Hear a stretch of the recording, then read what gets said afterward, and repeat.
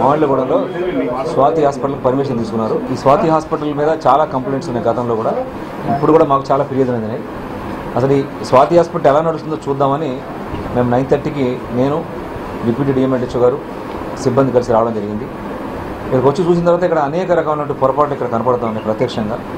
ఒక ల్యాబొరేటరీ అనేది ఇక్కడ ఒక చిన్న బిగ్గి రూమ్లో పెట్టి దాంట్లో ఎటువంటి రిఫ్రిజిరేటర్ లేకుండా ఒక చిన్న డబ్బాలో 2 సెల్ కౌంటర్లు పెట్టి మైక్రోస్కోప్ కూడా పనిచేయకుండా, మైక్రోస్కోప్ కూడా లేదు ఏమి ఇక్కడ, అది అలాంటి స్థితిలో మొత్తం చెత్త చెదారంతో ఒక పాత పాడుబడ్డ రూమ్లో ఒక ల్యాబొరేటరీ పెట్టడం జరిగింది. దాన్ని చూస్తే రిఫ్రిజిరేటర్ కూడా లేదు. టెక్నీషియన్ చూస్తే క్వాలిఫైడ్ టెక్నీషియన్ కానీ లేదు. ఒక బ్లడ్ శాంపుల్ కలెక్ట్ చేసేవాడితో ఇతను ఈ ల్యాబ్ నడిపిస్తూ ఉన్నాడు.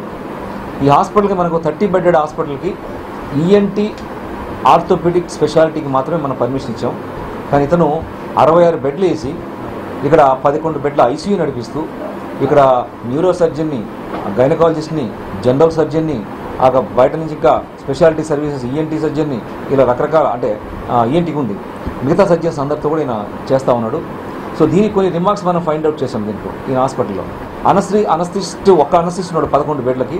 అతను పగటిపూట ఉంటాడు, రాత్రిపూట మాత్రం అక్కడ ఉన్న మెడికల్ ఆఫీసరు అనస్థిస్ట్గా యాక్ట్ చేస్తాడు, ఐసీయూ నడిపిస్తాడు. అట్లాగే ఇక్కడ గైనకాలజిస్టుకు ఒక స్కాన్ మిషన్ పర్మిషన్ తీసుకున్నాడు, కానీ ఇక్కడ స్కాన్ నడపడం లేదు. ఆయన నడుపుతున్నాడో తెలియదు కానీ రిపోర్ట్స్ మాత్రం మాకు అందడం లేదు. సో ఇక్కడ డెలివరీస్ నడుస్తూ ఉన్నాయి, కానీ ఓబీజీ పర్మిషన్, ఆబ్స్టిషన్ పర్మిషన్ తీసుకోలేదు. సో ఇలాంటి రిమార్క్స్ ఇంకా చాలా ఉన్నాయి. సో దాదాపు ఒక 14 రిమార్క్స్ని మనం దీంట్లో వెరిఫై చేసాం. ఈ సందర్భంగా ఈయన హాస్పిటల్ ఎందుకు క్లోజ్ చేయకూడదు, ఎందుకు రిజిస్ట్రేషన్ క్యాన్సిల్ చేయకూడదు అని చెప్పేసి నోటీసు ఇవ్వడం జరుగుతుంది. సో ఈ నోటీసు ఇచ్చిన వెంటనే ఈ హాస్పిటల్ మేము దీన్ని సీజ్ చేయడానికి సిద్ధంగా ఉన్నాం. ఆయన సూసైడ్ చేసుకుంటానని బెదిరిస్తున్నాడు. సో అది కూడా చట్టపరంగా నేరం. అది సూసైడ్ చేసుకోవడం, అధికారులను ఇబ్బందించడం, అధికారులను గెరావ్ చేయడం, ఆయన ఇష్టం వచ్చినట్టుగా మాట్లాడడం, ఇది కూడా మేము కలెక్టర్ గారికి అట్లాగే ఎస్పీ గారికి కూడా మేము వివరిస్తాం. సో డెఫినెట్గా మా సుపీరియర్ ఆఫీసర్ కూడా తెలియజేస్తాం. సో దాన్ని బట్టి ఫర్దర్గా 8 యాక్షన్ చట్టపరంగా కూడా తీసుకుంటాం. దీంట్లో ఎటువంటి రాజీ.